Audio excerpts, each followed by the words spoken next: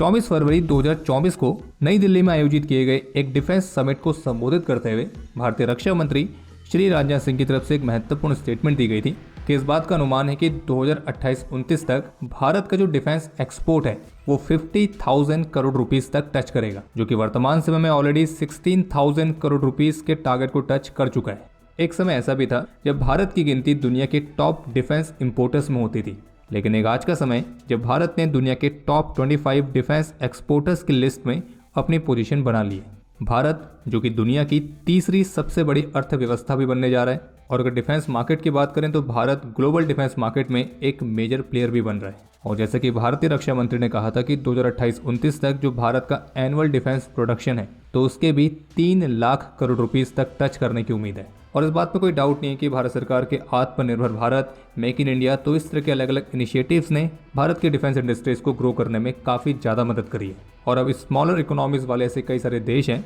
जो कि अपनी डिफेंस नीड्स को पूरा करने के लिए भारत की तरफ देख रहे हैं, और भारत के कई सारे डिफेंस प्लेटफॉर्म्स में उनकी तरफ से दिलचस्पी दिखाई गई है। और वे यूएस, चीन, रशिया इस तरह के बड़े प्लेयर्स के बजाय अपने डिफेंस इंपोर्ट्स के लिए भारत पर निर्भर भी होना चाह रहे हैं। तो आज के इस एपिसोड में हम इस बात को डिस्कस करेंगे कि किस तरह से भारत की जो डिफेंस इंडस्ट्री है तो वो स्मॉल इकोनॉमी वाली कंट्रीज की डिफेंस नीड्स को पूरा करने में कितना बड़ा योगदान दे सकती है। और इस एपिसोड में हम 5 प्रमुख प्रश्नों का उत्तर देंगे जो कि भारत के योगदान के बारे में बताएगा। और वो 5 प्रश्न ये हैं। पहला, जो छोटे नेशंस हैं उनको किस किस तरह की चुनौती का सामना करना पड़ता है कोई भी डिफेंस टेक्नोलॉजी को एक्वायर करने के लिए। दूसरा प्रश्न, जो स्मॉलर इकोनॉमीज हैं वो अपनी डिफेंस नीड्स के लिए भारत की तरफ क्यों आ रही हैं। तीसरा, किन किन कंट्रीज़ को इससे बेनिफिट होगा। चौथा, इसके बदले में भारत को क्या फ़ायदा होगा। और पांचवा ये कि भारत को अपने डिफेंस एक्सपोर्ट को एक्सपेंड करने की कोशिश में कौन कौन सी बाधाओं का सामना करना पड़ता है। तो बने रहिए वीडियो के एंड तक, यकीन मानिए काफ़ी कुछ इंटरेस्टिंग जानने को मिलेगा। So without wasting any time, let's begin.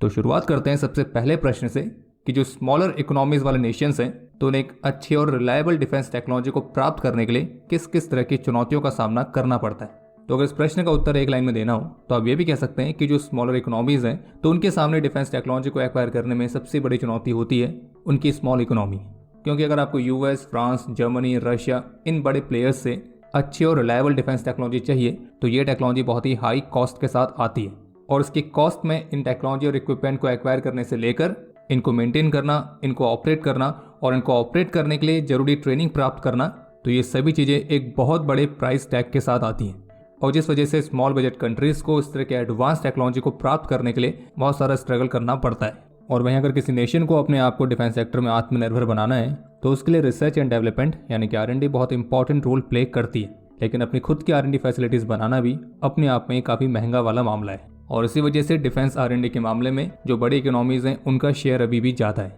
बाकी स्मॉलर नेशंस के लिए हाई एंड टेक्नोलॉजी की हायर कॉस्ट ही एकमात्र चुनौती नहीं है, बल्कि इसके अलावा और भी कई चुनौतियाँ हैं, जैसे कि जियोपॉलिटिकल इशू। अक्सर पॉलिटिकल कंसिडरेशंस और इंटरनेशनल अलायंस के चलते स्मॉलर इकोनॉमीज के लिए सर्टेन डिफेंस टेक्नोलॉजीज की अवेलेबिलिटी को लिमिट कर दिया जाता है। इसके अलावा इसके एक्सपोर्ट में कई तरह के रिस्ट्रिक्शंस देखने को मिलते हैं। और अगर स्मॉलर नेशंस इन टेक्नोलॉजी को एक्वायर कर भी लें तो इस बात के चांसेस ज़्यादा हैं कि जो बड़े प्लेयर्स हैं, जो बड़ी कंट्रीज़ हैं, तो वो ये सिस्टम्स आपको कई सारे टर्म्स एंड कंडीशंस के साथ देंगे। और उन टर्म्स एंड कंडीशंस में इनको ऑपरेट करने वाली कंडीशन भी रहती है कि आप किस स्थिति में से ऑपरेट कर सकते हैं और किस स्थिति में ऑपरेट नहीं कर सकते हैं। इसके अलावा अक्सर जो स्मॉलर नेशंस हैं उनको टेक्नोलॉजी ट्रांसफर में भी कई तरह के रिस्ट्रिक्शंस देखने को मिलते हैं। और ये जो रिस्ट्रिक्शंस होती हैं ये इन स्मॉलर नेशंस को उनकी खुद की डिफेंस कैपेबिलिटीज़ को विकसित करने में बाधा बनती है, और जिससे वो डिफेंस सेक्टर में अगर आत्मनिर्भर भी बनना चाहें तो भी उन्हें उसमें लिमिटेशन का सामना करना पड़ता है। इसके अलावा बड़े प्लेयर्स के साथ एक बड़ी डिफेंस डील को फाइनल करना या उसको निगोशिएट करना वो अपने आप में एक कॉम्प्लेक्स ब्यूरोक्रेटिक प्रोसेस है। और जो स्मॉलर नेशंस होते हैं जिनके पास रिसोर्सेज भी लिमिटेड हैं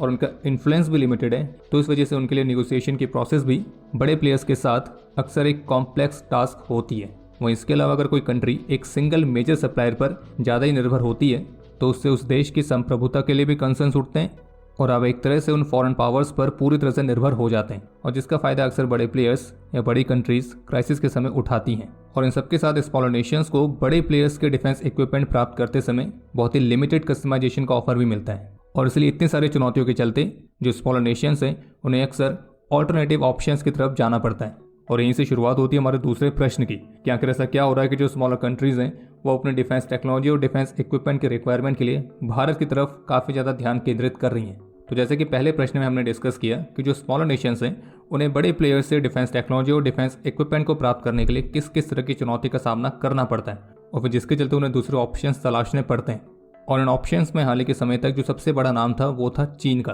जो कि मशहूर है दुनिया भर के फेमस डिफेंस प्लेटफॉर्म्स के चाइनीज कॉपी बनाने में और फिर उन्हें सस्ते दामों में दूसरी कंट्रीज को बेचने में। लेकिन चाइना के जो मिलिट्री इक्विपमेंट है वो होते तो चीप हैं, लेकिन वो कई सारी खामियों के साथ भी आते हैं। और चीन द्वारा अभी तक जितने भी कंट्रीज को मिलिट्री इक्विपमेंट सप्लाई किए गए तो उनमें से अधिकतर कंट्रीज को उन चाइनीज इक्विपमेंट के साथ कई सारी कमियों का सामना करना पड़ा है। और इसे ऑलरेडी कई सारी रिपोर्ट्स पब्लिक डोमेन में उपलब्ध हैं जो कि ये बताने के लिए पर्याप्त हैं कि किस तरह से चीन द्वारा जो अधिकतर नेशंस को मिलिट्री इक्विपमेंट सप्लाई किए गए तो उनमें कई मेजर क्वालिटी इश्यूज पाए गए और चाइनीज इक्विपमेंट की डिफेक्टिव क्वालिटी और अनरिलायबल परफॉर्मेंस के चलते पिछले साल चीन के आर्म्स एक्सपोर्ट में एक भारी गिरावट भी देखी गई है। लेकिन सब में एक प्रश्न ये भी उठता है कि अगर चाइनीज इक्विपमेंट में इतनी सारी खामियां थी तो बावजूद इसके इतनी सारी कंट्रीज ने चाइनीज इक्विपमेंट को इंपोर्ट क्यों किया। तो आपको पता होना चाहिए कि जो आर्म्स एक्सपोर्ट है तो वो बहुत ही लुक्रेटिव इंडस्ट्री में आती है और ये मानना पड़ेगा कि चीन ने अपने खरीदारों की सस्ती कीमतों की आवश्यकता को पूरा करने में एक अच्छा इन्फ्लुएंस किया है। लेकिन जब तक कि चाइना के कस्टमर्स के बाद समझ में आती है कि उन्होंने चीन से जो मिलिट्री इक्विपमेंट इतने कम कीमत पर खरीदे हैं तो उनके बारे में ऑन पेपर जिस तरह की बातें की गई थी तो ग्राउंड रियलिटी पर वो वैसा परफॉर्म नहीं कर रहे हैं और जिसके कारण या तो उनको चीन से खरीदे गए मिलिट्री इक्विपमेंट को ग्राउंडेड करना पड़ता है या फिर उनकी मेंटेनेंस और रिपेयरिंग के लिए चीन को फिर से एक्स्ट्रा पैसा देना पड़ता है और इस तरह से वे चीन के ट्रैप में फंस जाते हैं। लेकिन अब समय बदल रहा है और जब से भारत ने डिफेंस इंडस्ट्री में अपने आप को आत्मनिर्भर बनाने वाले इनिशिएटिव पर ज़्यादा फोकस करना शुरू किया है, भारत की डिफेंस इंडस्ट्रीज ग्रो हो रही हैं, तो ऐसे में जो स्मॉलर इकोनॉमीज हैं तो उनके सामने अफोर्डेबल और रिलायबल डिफेंस इक्विपमेंट का एक बहुत ही बेहतरीन ऑप्शन खुल गया है और भारत से डिफेंस टेक्नोलॉजी और इक्विपमेंट को एक्वायर करने के इन स्मॉलर नेशंस को कई सारे फायदे मिलते हैं। जैसे कि फ़ायदा नंबर 1, अफोर्डेबिलिटी। भारत अक्सर जो भी डिफेंस सॉल्यूशंस ऑफर करता है वो बहुत ही कॉम्पिटिटिव प्राइस में होते हैं जो कि उन्हें स्मॉल बजट वाले नेशंस के लिए कॉस्ट इफेक्टिव चॉइस बनाते हैं और जिससे इन स्मॉलर नेशंस को अपनी जरूरी डिफेंस कैपेबिलिटीज़ को पूरा करने में मदद मिलती है और वो भी बिना किसी अतिरिक्त वित्तीय तनाव के। इसके अलावा जो स्मॉल बजट वाली कंट्रीज़ हैं उनके लिमिटेड रिसोर्सेज, उनके लिमिटेड बजट को ध्यान में रखते हुए भारत बहुत ही flexible payment terms and financing options provide करता है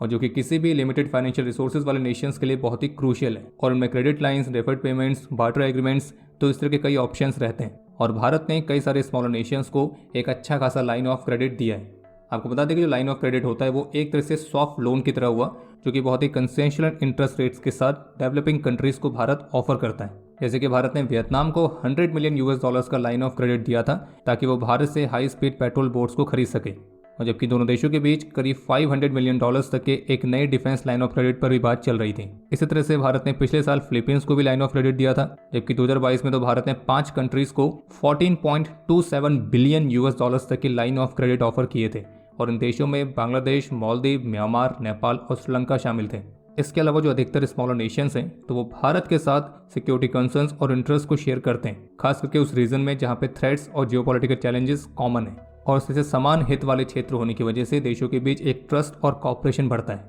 इतना ही नहीं बल्कि कुछ स्मॉलर नेशंस हैं जिनके भारत के साथ कल्चरल और हिस्टोरिकल टाइज भी हैं जो कि डिप्लोमेटिक रिलेशंस और डिफेंस पार्टनरशिप को फैसिलिटेट करने में मदद करते हैं और इससे इन देशों का भारत के ऊपर एक ट्रस्ट और बिल्ड होता है। इसके अलावा भारत की नॉन अलाइनमेंट और इंडिपेंडेंट फॉरेन पॉलिसी तो ये एक बहुत बड़ा फैक्टर है जो कि स्मॉल नेशंस को भारत से defence equipment, defence technology acquire करने के लिए एक बड़ा कॉन्फिडेंस देती है। जैसे कि आप जानते हैं कि भारत एक नॉन अलाइनमेंट पॉलिसी को फॉलो करता है और जिस वजह से अंतर्राष्ट्रीय मामलों में स्ट्रेटेजिक ऑटोनॉमी बनाए रखने की प्रतिबद्धता भारत को प्रमुख शक्तियों के साथ गठबंधन किए बिना भारत के डिफेंस इक्विपमेंट को चाहने वाले देशों के लिए एक आकर्षक भागीदार बनाती है। इतना ही नहीं बल्कि भारत जो डिफेंस टेक्नोलॉजीज ऑफर करता है तो उसमें टेक्नोलॉजी ट्रांसफर भी शामिल रहता है और इसके साथ साथ भारत उन देशों की डिफेंस इंडस्ट्री को ग्रो करने में भी मदद करने का ऑफर देता है जिससे स्मॉलर नेशंस को अपनी डिफेंस इंडस्ट्री में आत्मनिर्भर बनने में मदद मिलती है और फॉरेन सप्लायर्स पर से एक लॉन्ग टर्म डिपेंडेंस भी उनकी कम होती है। भारत अपनी फॉरेन पॉलिसी में किसी भी दूसरे देश के आंतरिक मामलों में कोई भी हस्तक्षेप न करने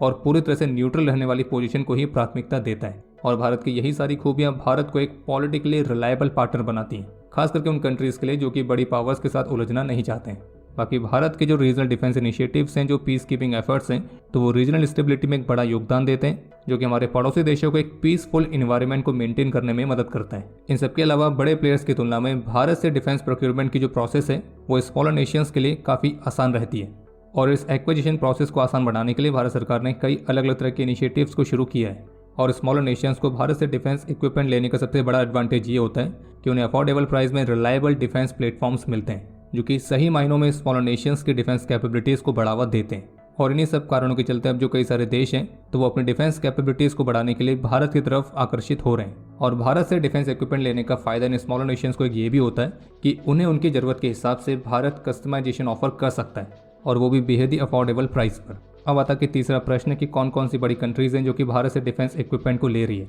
तो अगर एक मनी कंट्रोल का डेटा लिया जाए तो 2016 से लेकर 2020 तक जो टॉप 14 कंट्रीज़ हैं जिन्होंने भारत के डिफेंस पार्ट्स और इक्विपमेंट इंपोर्ट किए हैं, तो उनमें शामिल है Poland, Saudi Arabia, UAE, Nepal, Bhutan, Myanmar, Philippines, Chile, Italy, Egypt, Ethiopia, Mauritius, Maldives और श्रीलंका। और जैसे कि भारतीय रक्षा मंत्रालय की तरफ से 2023 की ईयर एंड रिपोर्ट में बताया गया था कि भारत के कुछ मेजर मिलिट्री प्लेटफॉर्म्स जिनमें Tejas, light combat helicopters, aircraft carriers, Akash air defence systems, BrahMos missiles, तो ऐसे कई सारे प्लेटफॉर्म्स हैं जिसमें ग्लोबल डिमांड काफ़ी बड़ी है।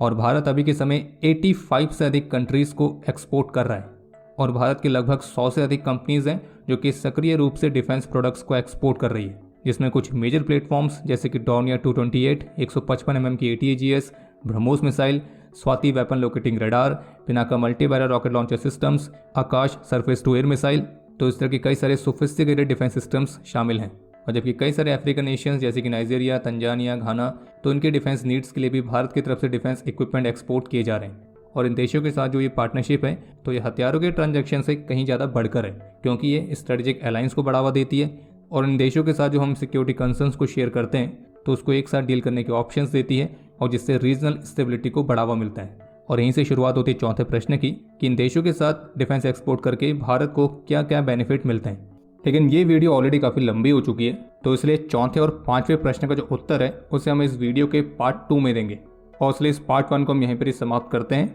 उम्मीद है आपको एपिसोड पसंद आया होगा। पसंद आए तो वीडियो को लाइक जरूर करना है, और अगर आपने अभी तक चैनल को सब्सक्राइब नहीं किया है तो आज ही सब्सक्राइब करें और बेल आइकन जरूर दबाएं, ताकि जब भी इसका पार्ट 2 अपलोड हो आपको उसका नोटिफिकेशन तुरंत ही मिले। बाकी आपको कोई भी सुझाव या सवाल हो तो उसके लिए कमेंट सेक्शन ओपन है। बाकी जल्द मिलेंगे इस वीडियो के पार्ट 2 के साथ। तब तक के लिए जय हिंद, जय भारत।